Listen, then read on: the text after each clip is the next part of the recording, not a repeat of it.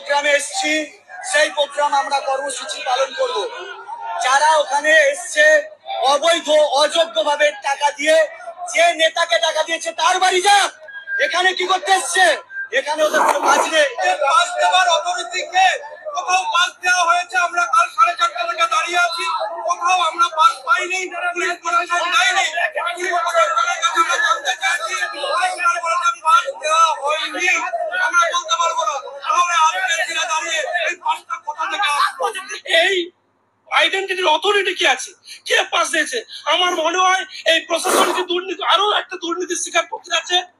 আমরা যে কি অবস্থা, এই কোন পরিস্থিতির সম্মুখীন হচ্ছে বাংলার মানুষ?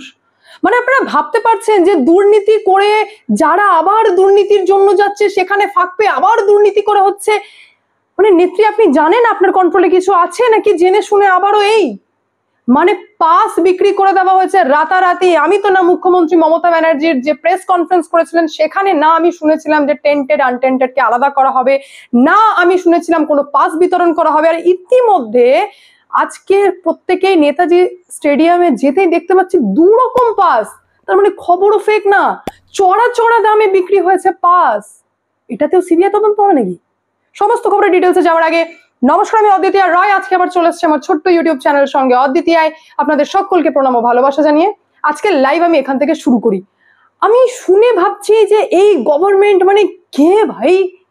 12টা 15 নাগাদ মুখ্যমন্ত্রী মমতা ব্যানার্জির আসার কথা, আর তার আগেই নেতাজি স্টেডিয়ামে লেগে গেছিল তুলকালাম। পরিস্থিতির অবস্থা দেখে আমি ভাবলাম যোগ্য অযোগ্যদের মধ্যে মারপিট চলছে। কি না, তো যোগ্যরা বলছেন যে অযোগ্যরা এখানে কি করছে, তারা নেতাদের বাড়ি যাক, যেখান থেকে টাকা তুলেছে, যেখানে টাকা দিয়েছে তাদের বাড়ি যাক। স্বাভাবিক ব্যাপার। বিষয়টাকে নিয়ে ঘাঁটতে ঘাঁটতে জানতে পারলাম না, সেখানে আবার পাসের গল্প আসছে, যে মমতা ব্যানার্জির সাথে দেখা করতে গেলে নাকি যোগ্যরা দেখা করবে আর যোগ্যদের হাতে নাকি পাস থাকবে। তো সেই পাসের ব্যাপার ভাই কোথায় থেকে এলো? কে অথরাইজড? কে দিল? কখন দিল? কার অনুমতিতে দিল? কি ভিত্তিতে দিল? তার মানে কি টেন্টেডদের তালিকা পেয়ে গেছে মুখ্যমন্ত্রী মমতা ব্যানার্জি?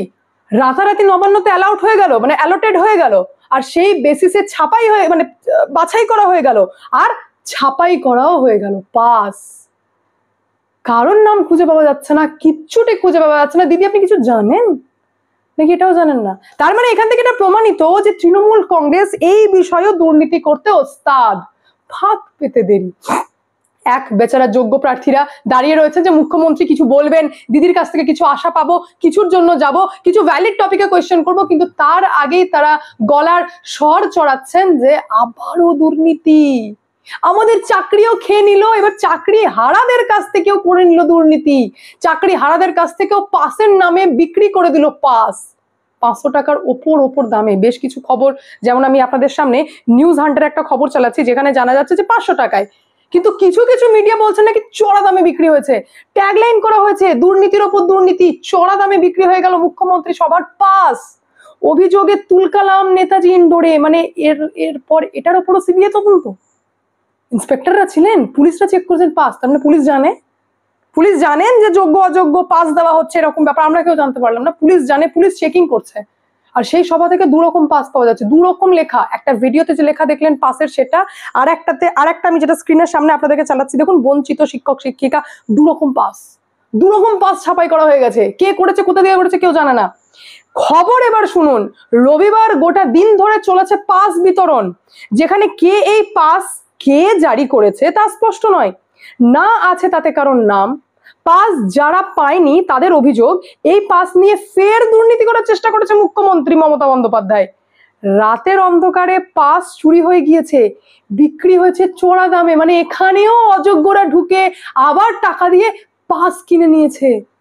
কি না, তো আমরা এবার যোগ্য হব, যোগ্য তালিকায় নথিভুক্ত হয়ে গেলাম, ব্যাস পাস পেয়ে গেলাম। মানে এখনো মূর্খ যারা অযোগ্য, আপনারা ভুল করছেন, কিচ্ছু হবে না, এইভাবে চাকরি বাঁচাতে পারবেন না। কারণ আপনারা একে দুর্নীতি করে এসেছেন, দিয়ে আবার দুর্নীতি করছেন। যেখানে হকের লড়াই করতে গেছে যোগ্য প্রার্থীরা বলছেন আমি জানি না, আমার চাকরি ফেরত চাই, সেখানে আবার আপনারা ঢুকে দুর্নীতি করে চলে এলেন। আপনাদেরকে সাপোর্ট করলো কে? তৃণমূল কংগ্রেস। কোন নেতা? নাম এই বিষয়ে এবার নাম করুন। এ তো চোখের সামনে জলজ্যান্ত দুর্নীতি হয়ে গেল। এইবার দেখুন বাংলার মানুষ আপনারা কি বলবেন, কাকে বসিয়েছেন এত বছর ধরে।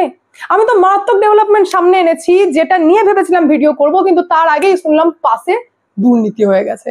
যে ডেভেলপমেন্ট সামনে এনেছি সেটাও ভীষণ মারাত্মক। সেটা হচ্ছে প্রাক্তন এসএসসি চেয়ারম্যান বলেছেন যে মমতা ব্যানার্জি যখন এসএসসি কে অটোনোমাস বডি বলছেন, তাহলে দায়িত্ব বর্তমান চেয়ারম্যান নিয়ে নিক সমস্ত, তিনি দায় নিজের ঘাড়ে নিয়ে নিক।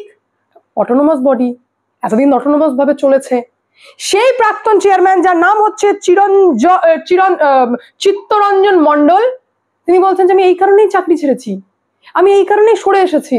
তৃণমূল কংগ্রেস যখন প্রথম সরকারে আসে আমিই ছিলাম এসএসসি চেয়ারম্যান। বিভিন্ন ভাবে, মানে সরাসরি তো আসছে না, মানে ধরুন চাকরির জন্য অফার সরাসরি আসছে না, বিভিন্ন নেতাদের গাড়ির ড্রাইভার, বিভিন্ন প্রভাবশালী নেতা বলছেন তালিকার বাইরে আপনাকে নিয়োগ দিতে হবে। আমি জানি যে এইভাবে নিয়োগ করতে থাকলে একদিন ঘোড়া ডুবে যাবে, আমি মরে যাব। আর সেই দায় এখন দেখতেই পারছেন যে যারা মেন কালপ্রিট তারা কিন্তু ওপেন ঘুরে বেড়াচ্ছে, আর বেশ কিছু লোকজন জেল খাটছে। তার মধ্যে পার্থ চট্টোপাধ্যায় রয়েছেন, আরো বেশ কিছু রয়েছেন এসএসসি রিলেটেড, যাদের নামও রয়েছে, জাজমেন্ট কপিতেও রয়েছে, সিবিআই চার্জশিটেও রয়েছে। তো আমি সেখান থেকে আগেই বেরিয়ে এসেছি, কারণ বুঝে গেছিলাম যে এ তো মারাত্মক ব্যাপার, এ তো সিস্টেমে ফ্রড রয়েছে, এ তো সিস্টেমে দুর্নীতি রয়েছে। যেখানে আমি ছিলাম তৃণমূল কংগ্রেসের, অর্থাৎ এই চিত্তরঞ্জন মণ্ডল বলছেন যে আমি ছিলাম তৃণমূল কংগ্রেসের ফার্স্ট এসএসসি চেয়ারম্যান, আর এই দুর্নীতি দেখে আমি সেখান থেকে সাইড কেটে গেছি, কারণ বুঝে গেছিলাম যে মেন পার্থ চট্টোপাধ্যায়ের মাধ্যমে কে টাকা খাচ্ছে, বুঝে গেছিলাম। এবার পার্টি চালাতে যে টাকা লাগে সেটা আমিও বুঝি, আপনারাও বুঝেন। এবার কিভাবে কি চলছে সেটা আমিও বুঝি, আপনারাও বুঝছেন। কিন্তু এই খবরে কি ফোকাস করব? এ তো পাশে দুর্নীতি হয়ে গেছে। কি বলবেন এবার আপনারা কমেন্টের মাধ্যমে জানান। আমি চললাম খবর দেখতে যে এরপর নেতাজি স্টেডিয়ামে কি হয়, দিদি আদৌ আসছেন কি আসছেন না, আর এই পাসের মানে কে কে সেই মেন লোকটি কে যিনি এই পাস বিতরণ করেছেন সেই বিষয়ে তো খবর নিতে হবে। আমি যাই খবর নিতে, আপনারা কোনো খবর পেলে অতি অবশ্যই কমেন্টের মাধ্যমে জানাবেন। আমি এখানে এন্ড করি, দেখা হচ্ছে নেক্সট ভিডিওতে। ভালো থাকবেন, সুস্থ থাকবেন, সংগ্রাম দ্বিতীয় চ্যানেলকে অতি অবশ্যই সাবস্ক্রাইব করবেন, কারণ পশ্চিমবঙ্গে এখন দিনে মানে জলজ্যান্ত সকাল সকাল হয়ে গেল নিমেষের মধ্যে দুর্নীতি। পশ্চিমবঙ্গ দুর্নীতির জন্যই ফেমাস। ভালো থাকবেন।